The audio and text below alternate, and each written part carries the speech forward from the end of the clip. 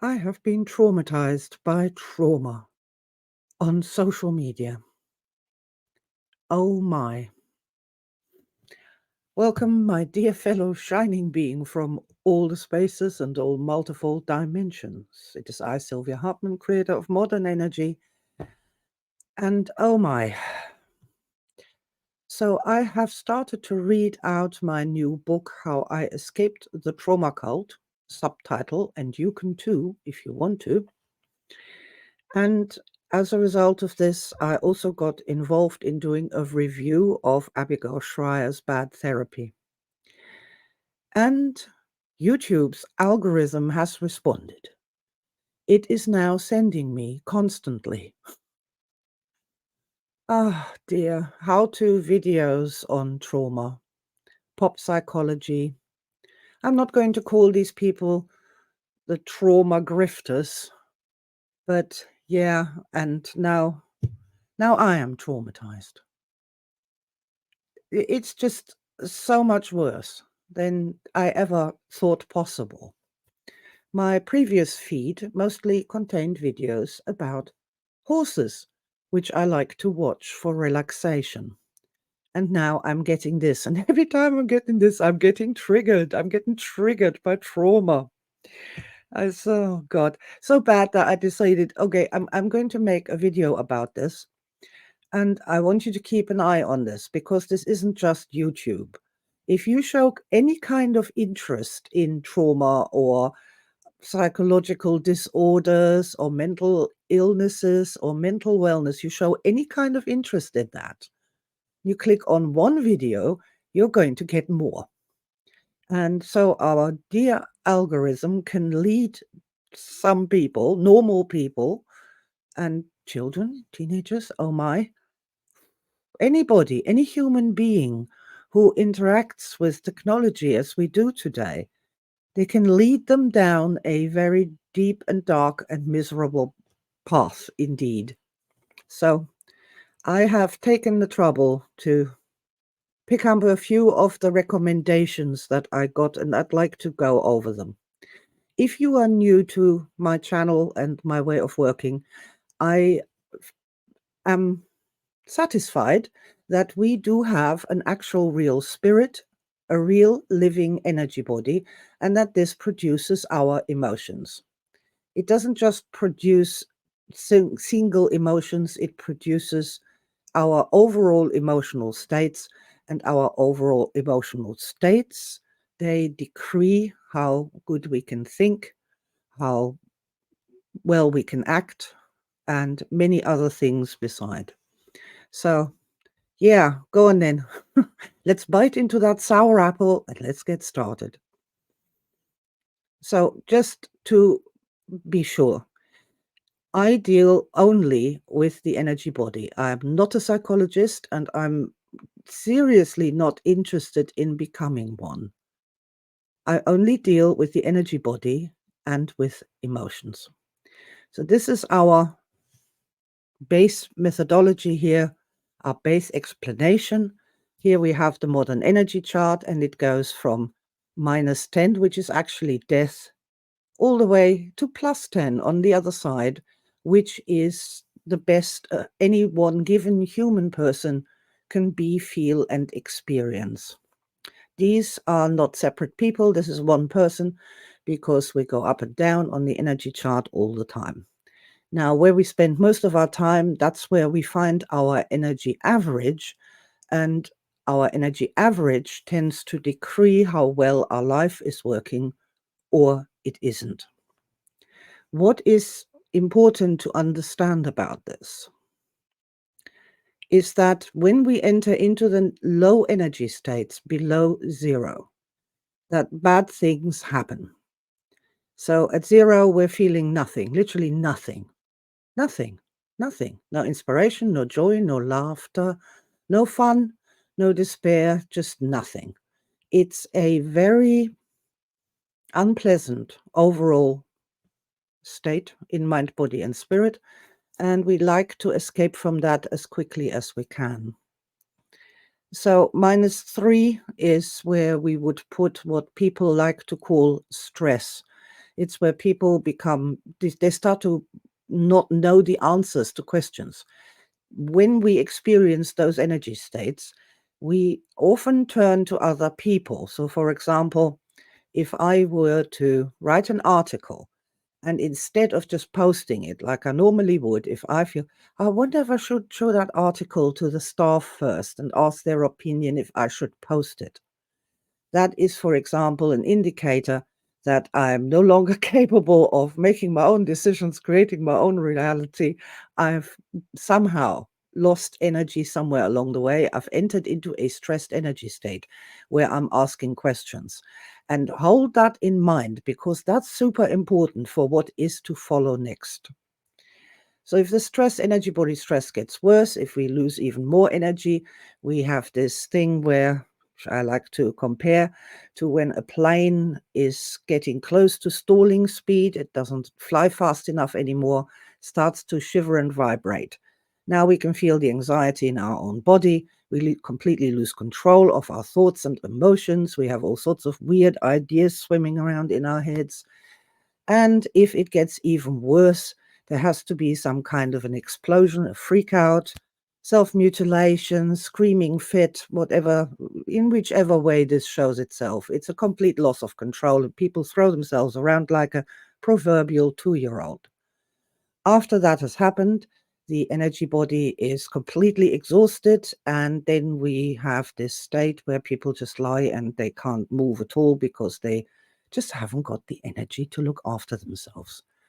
And then over time, our energy body spools back up again, slowly but surely.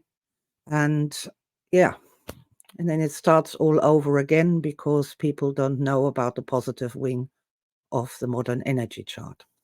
So what's important here, and this is really important to understand this, is that that any human being at any age, at any time, if they get too stressed, they will reliably experience all the symptoms normally associated with mental illness.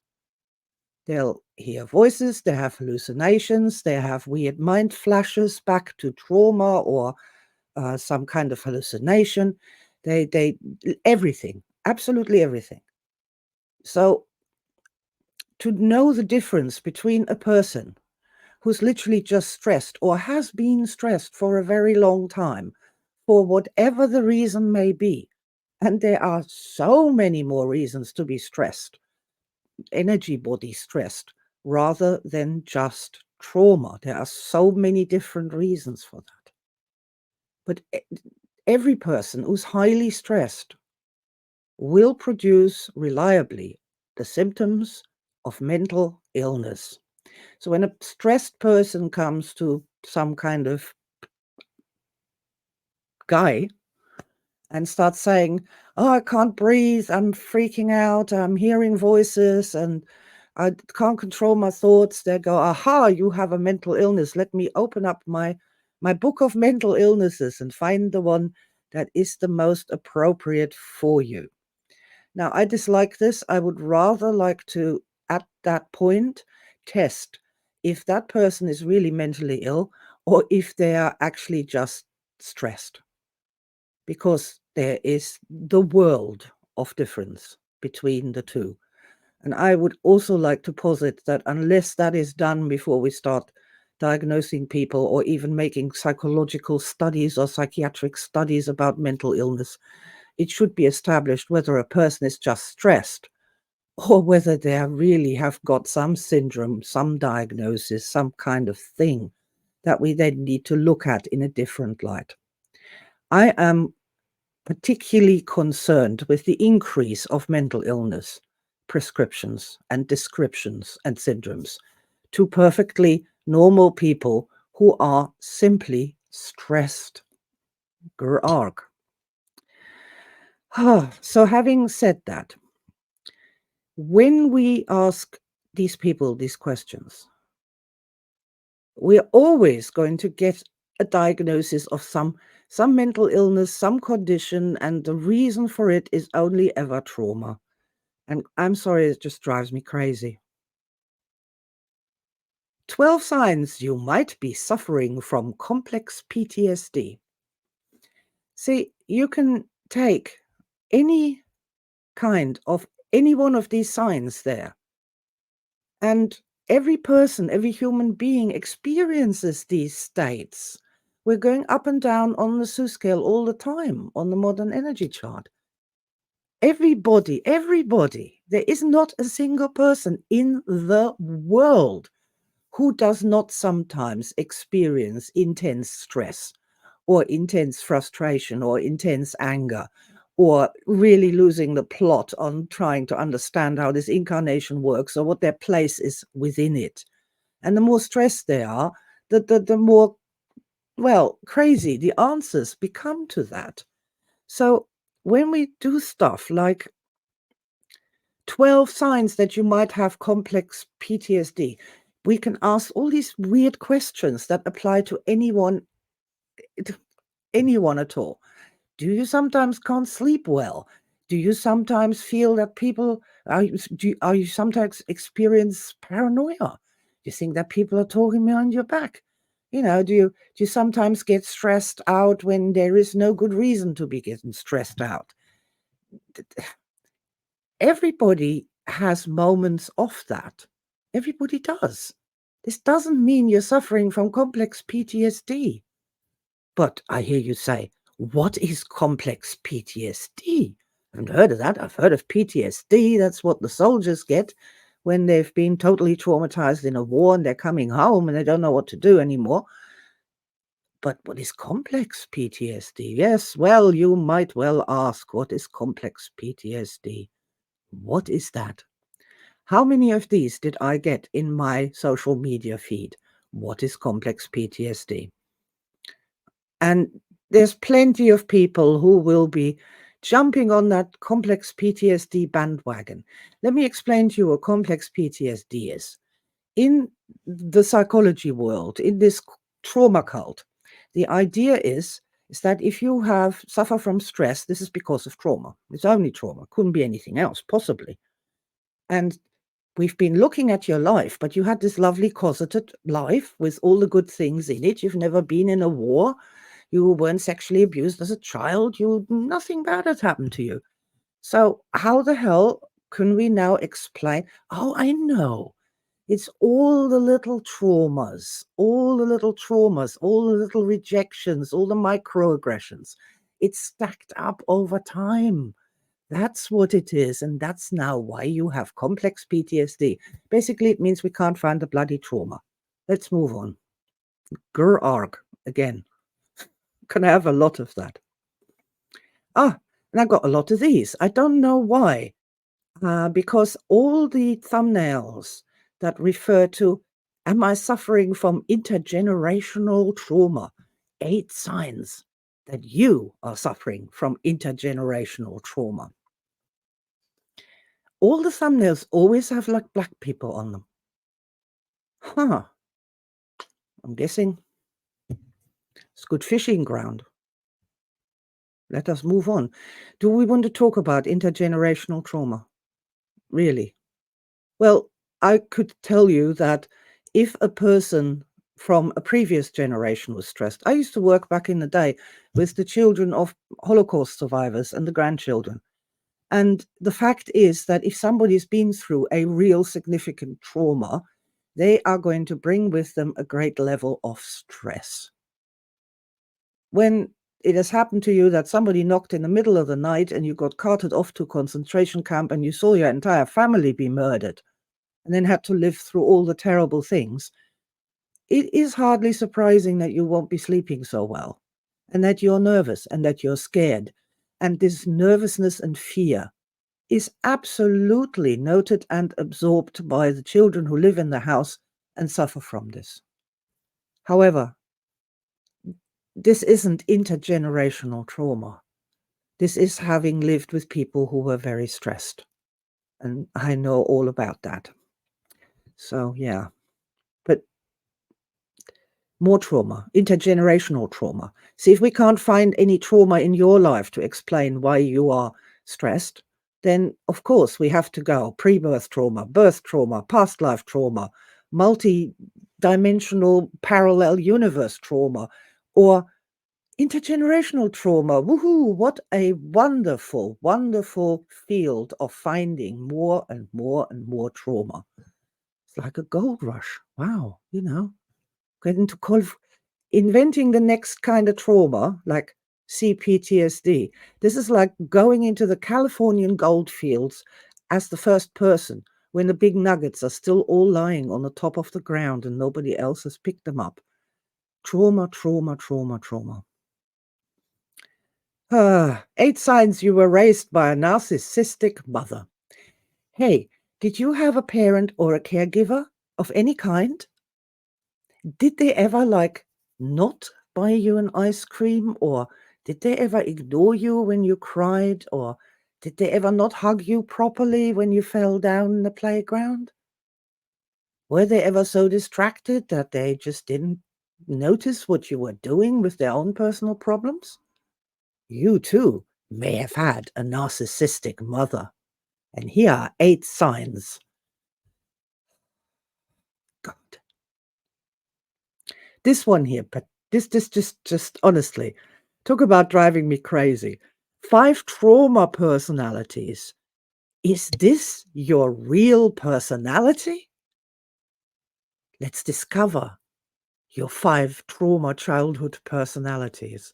This is great. I thought we were done with dissociated identity disorder.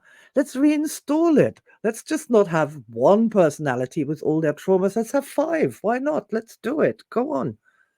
It's that's gonna be healthy. That's gonna be healthy for a person watching this on YouTube and believing every word these people say. That one here. Does my ADHD hide my autism? I don't know. I don't know.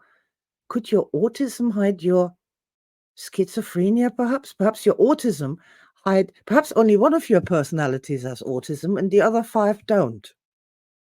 Look, autism is a real thing. I am fully aware of this. I have worked with people who had real autism. I know what it is. I know it is real, but not everybody in the world has it. When people get stressed, emotionally stressed, among the many things that they can't do anymore is to make connections with other people's energy bodies. That's the actual real so-called emotional connection between two people. When their energy bodies interact, when they come into sync, into harmony, and there's energy being exchanged. This is good, this is healthy, this is nutritious for our living energy bodies. And when people get very, very stressed, that is disrupted, and the more disrupted it becomes, the less it is possible to actually connect with that person on that level. So highly stressed people, of course, are going to show all the signs of ADHD and of autism. Of course they are.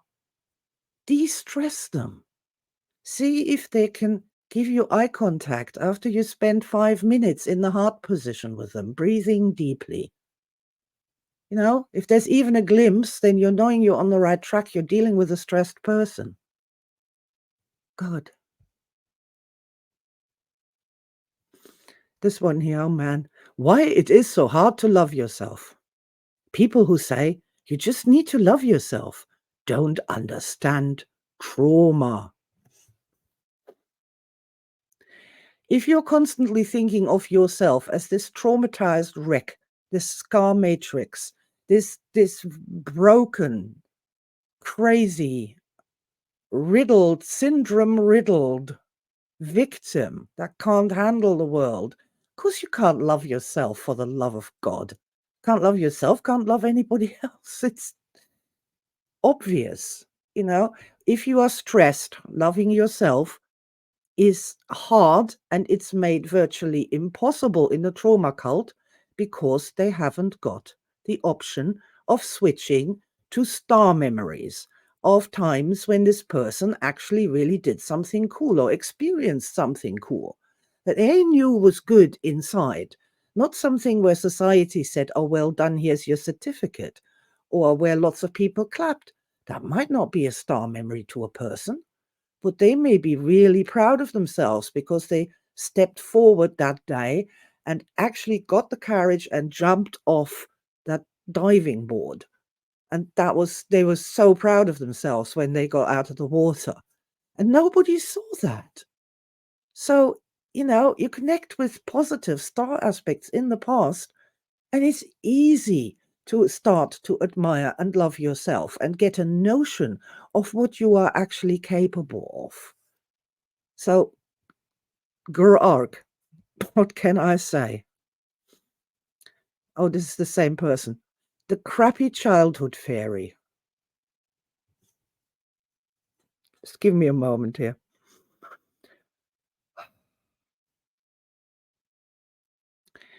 How your trauma is lying to you. How to heal your trauma-driven thinking. Your trauma-driven thinking. Or perhaps you're just stressed. Really stressed. And by thinking about all your trauma, you've become more and more stressed. Perhaps, who knows? Who is to say? Please, let's move on. 12 common traits of adult children of narcissistic parents. Okay. If you ask any stressed person whether they feel they are successful, happy, lucky, and how good their relationships are, they're going to tell you that everything sucks. The more stressed you are, the more everything sucks. It's a direct cause and effect relationship. It's a complete, simple escalation chain of things. So you take a stressed person, you ask them if their life is, like housework, and they'll be like, "Oh, it's terrible. I hate it, and I hate my work, and it's awful, and I can't express who I truly am, and blah blah blah blah blah blah blah blah blah." You know what? This is probably because you were raised by a narcissist. Poor parents. I saw on a social media post the other day a parent congratulating a child on their 5th birthday. And I put under that post, "Hey, well done you for keeping the squirt alive for 5 years."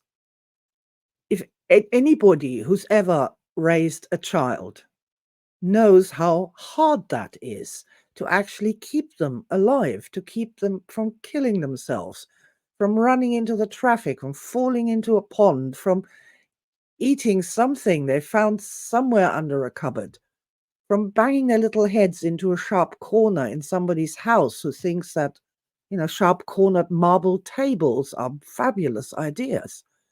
This is really difficult.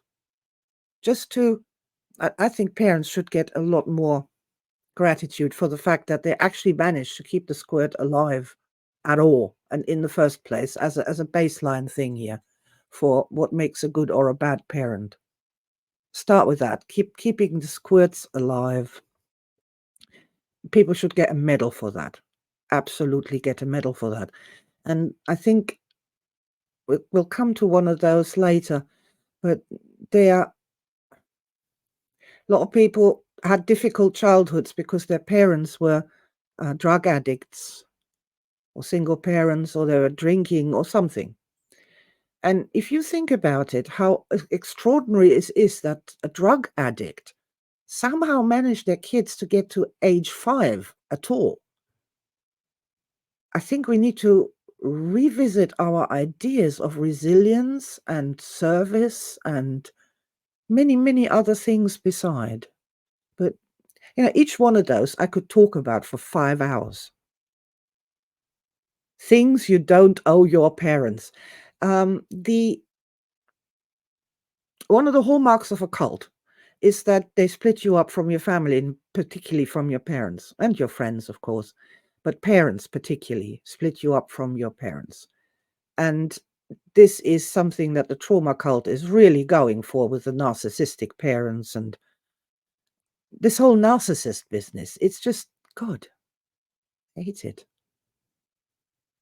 When I saw that one, I was just nearly crying Forgiveness hurts survivors. Thanks, Doctor, whatever your name is. Doctor, whatever your name is. Thanks. No, it doesn't. You don't even know what forgiveness is. You have no idea. Like, people just, look, forgiveness is not something that you do. Forgiveness is when the energy body injuries that are active have been healed. And when they have been healed and it doesn't hurt anymore to think about it, that's when forgiveness states come into being. Then it's okay. It doesn't matter anymore. It's not, you know, they've got the cause and effect the wrong way around altogether. Forgiveness doesn't hurt survivors. When survivors are healed, then they are moving into a place of forgiveness. However, our friend, Doctor, whatever, doesn't reach the healed state with his clients ever. So now we have to say that the healed state doesn't exist. It's an illusion, or even better, that it's not good to reach the healed state of emotional pain. Because, it's sour grapes. That is sour grapes, the definition of sour grapes. Oh, I didn't want forgiveness anyway because it's bad for survivors. Man, was your childhood traumatic? Of course it was. Of course it was. I don't know anybody who hasn't fallen over or got frightened by something along the line as a child or had weird nightmares about something. You wouldn't be human if you didn't have trauma in your childhood. But you didn't just have trauma. And that's the starting point. Please, please, people on the internet worldwide, be advised that traumatic memories are possibly less than 5% of your lived experience. The rest of it was boredom, having fun, doing stuff, and then having really good experiences, having star moments, big aha moments, breakthrough moments, or moments when you proved all of a sudden that you could do something you never thought you could. This put trauma in its place where it belongs and treat the people who really have a problem with it and stop pushing it on the rest of the population. God, so destructive. And this one here. Now, this one, that gets I Hate You of the Week award. This really, really, really, really annoys me. Why you escape into a fantasy world? 60 characteristics of complex trauma, part 2 out of 60. Why you escape into a fantasy world? Because you're traumatized. You don't want to live in the real world. That's why you need to escape into a fantasy world. No, no.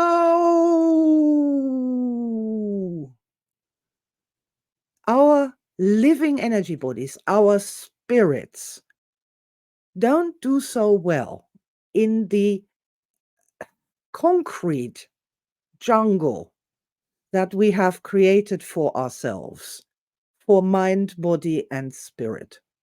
And they never, ever did. All the way back in the caves, there were the shamans and there were the storytellers. And there were the guys coming back from the hunt and telling their stories of the hunt. And the rest of the tribe was sitting around and going, oh, and the big bear came out and I was like that. And they're all going, oh, wow. And they're all taking part in the hunt. For the love of God, fantasy and escaping, I hate that term, escaping into fantasy. Returning to fantasy, moving into fantasy, stepping into the human birthright of not just creativity expressed by yourself, but being able to have a shaman, a storyteller, a movie director create a world for you to step into and have experiences there that you can't have in the hard. You can't have that in the hard. As a 5-year-old boy listening to the hunters tell their stories of the hunt, you can't be there fighting the big bear. You're not old enough yet, but you're learning something. You're learning something wonderful. And this geezer here, this geezer, some other doctor, I'm guessing, is trying to make out that our human desire to read comic books, to read novels, to watch movies, to go to theater plays, to listen to storytellers, to listen to other people tell their stories, is a symptom of complex PTSD, is absolutely preposterous. Preposterous. Of course, people who are very highly stressed will make use of this escape mechanism to try and keep themselves sane in a crazy world where everybody's trying to tell them they're crazy. Of course, they will try to escape. And they should. And they should give their energy bodies a little breather as they engage with Harry Potter or dragons or Dragon Ball Z for that matter. Of course.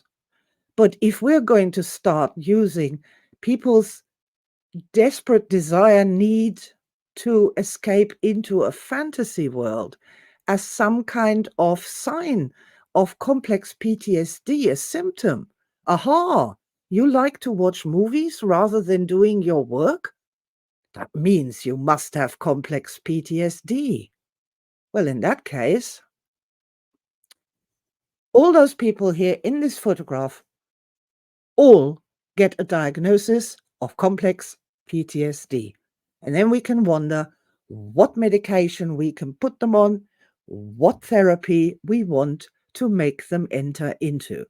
What you're looking at there, that's just people in a big opera house type auditorium, and they have just watched a show of some kind. They've come out of their houses to watch this show to escape into another world. And all those people that you see there, all those people at the bottom, people at the top, and all the people in between, all those people we can now diagnose with complex PTSD because they've chosen to escape into a fantasy world. Human beings have access to two worlds, not just one. There is this world, the hard, where we're sitting and walking around, driving with our cars and have these physical bodies, but we also have access to the multiverse, where we can travel, and when we do, we can experience feelings and sensations there that can't be had in any other way. Shutting off access to that and telling people they're crazy because they like to go there, prefer to go there, well, if that's not the devil's trick, then I don't know what is. Okay, so I'm going to make that go away. Go away now. What I'd like you to do and to take away from this is to see this, if this happens to turn up on your timeline, not just on YouTube, but on TikTok and WhatsApp and Twitter X and Instagram. And I want you to start to see it, start to notice it, and by all means become allergic to it. When you get these trauma grifting memes and videos and that play into this whole trauma cult machine that wants, in the end, all of us to just be, what, lying flat on our backs, medicated out of our heads all day long? What's the outcome here? What is the aim? I don't know. But let's just stop it and let's start to figure out if the person that we're dealing with, whether they're really mentally ill or they're just extremely stressed. That is the key forward for everyone. And so thank you so much if you've listened all the way through my entire tribe here. Thank you so much for being here with me. And I'm going to, well, even though I was traumatized by the trauma grifters on YouTube, I deeply and profoundly love and accept myself. And I love and accept you too, just the way you are. So that's me. Lots and lots of love. And I'll see you in the next video. Bye for now.